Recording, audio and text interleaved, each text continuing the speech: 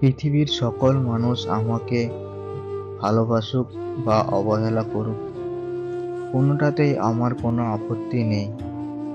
কারণ আমি লেখক হতে আসিনি।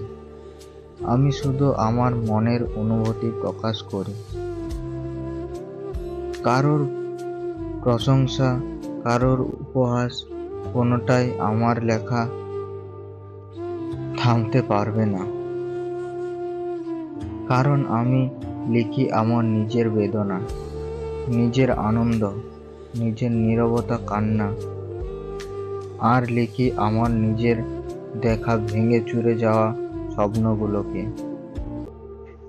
আমার লেখা কারো মন ছুঁয়ে গেলে ভালো, না ছুঁয়ে গেলেও কোনো আপেক্ষা নেই।